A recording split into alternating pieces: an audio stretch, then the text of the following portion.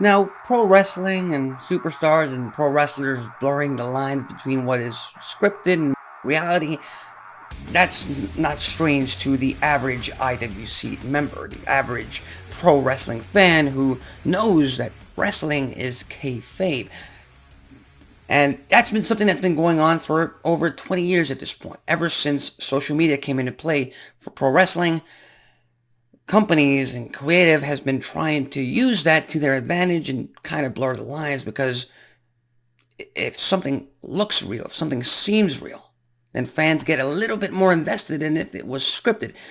It's just the nature of how human beings work. But over the past few months, over the past few years even, AEW has been more of a culprit to this than WWE itself. And we have to go back to what transpired on last night's Wednesday Night Dynamite live on TBS. Again, another spectacular show in-ring wise, pro wrestling wise. AEW does not disappoint storyline wise. That's an entirely different argument to be had right there. But on Twitter, again, I know it's called X now, but to me and to a lot of pro wrestling fans out there, it's still called Twitter. Former Women's World Champion DMD, Dr. Britt Baker, sent out a tweet in which she expressed her discomfort on how much promo time she's gotten in 2023, which, according to her, has been zero, none, compared to Christian Cage, compared to MJF, compared to some of the other top stars in AEW throughout the year, throughout last night's broadcast even. And here's the thing, you gotta look at it from the point of creative. AEW creative has suffered tremendously, in my opinion, throughout the entire year in terms of creating compelling storylines for most of their stars. There hasn't really been that many. And on top of that, you add to the fact that Britt Baker herself hasn't been in a spotlight. She hasn't been highlighted at any point this year as, you know, a powerhouse in terms of the women's division. I think her biggest feud, her biggest rivalry this year, or her biggest program rather, was her getting involved in the Adam Cole versus Chris Jericho feud. You can argue her match at All In Wembley, that four-way, that was her biggest singles outing this year. Other than that, maybe her fight earlier in the year against the Outcasts, in terms of her being homegrown. But yeah, she hasn't really gotten too much promo time, because creative has failed her. And again, I've said this many times with WWE in terms of their women's division. AEW women's division lacks characters. It lacks spark. It lacks interest. We're finally getting some of that with Timeless Toni Storm. But other than that, we had Jade Cargill's undefeated streak, which they didn't use to their full potential. That's a missed opportunity. Chris Statlander was just a TBS champion. She beat Jade Cargill and defeated the undefeated. And they did little to nothing with her. So again, it has to do with creative. And again, it also has to do with the fact that AEW has a bloated roster that they don't know how to organize. They don't know how to structure. They don't know how to use to their full potential. Because every single time I watch AEW programming, it seems like Tony Khan and Will Washington and AEW Creative, even though they're doing the best they absolutely can, it's not good enough, because from the outside looking in, it just seems like they're trying to make everybody happy. So everybody gets TV time. Everybody gets a match. Everybody gets some screen time, no promo time, no stories. All you got to do is wrestle. And that, ladies and gentlemen, that was a formula, in my opinion, used for Dark and Dark Elevation. And that just does not work for prime time. That just does not work for mainstream.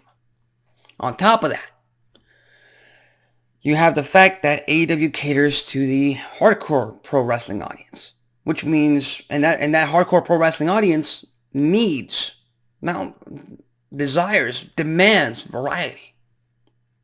They demand, okay, they got a turn, now you highlight this one. And then after that, you highlight this other superstar. And you go around the entire roster and give everybody a fair shot. When in reality, if you really want to build an interest, if you really want to build household names, you do what WWE is currently doing with Bianca Belair. You do what WWE has been doing for years with Charlotte Flair. And you keep them on top pretty much at all times.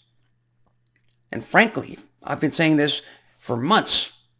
Britt Baker is that type of superstar for AEW. Does not matter if Toni Storm, even though she's doing great character work and she's the Women's World Champion, it does not matter. Fans want to support. They want to watch Britt Baker in that ring and on the microphone. It's just a matter of fact to me. That's it. And Julia Hart, yeah, okay, she's a TBS champion. Give her that mid-card title. Build her up. In the meantime, these top stars, a Saraya, a Britt Baker, a Toni Storm, a Hikaru Shida, a Chris Statlander, elevated her to the main event of the Women's World Title Division. But the lack of promo time for Britt Baker is also...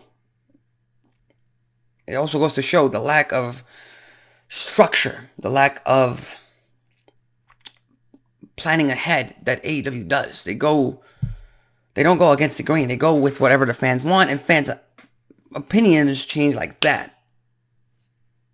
You can't really follow a game plan like that. And to me, the only game plan AEW is following right now is the fact that MJF is the world champion. He is the most over guy on the roster currently, and they're going to keep that up. Other than that, they're going to go with whatever the audience reacts.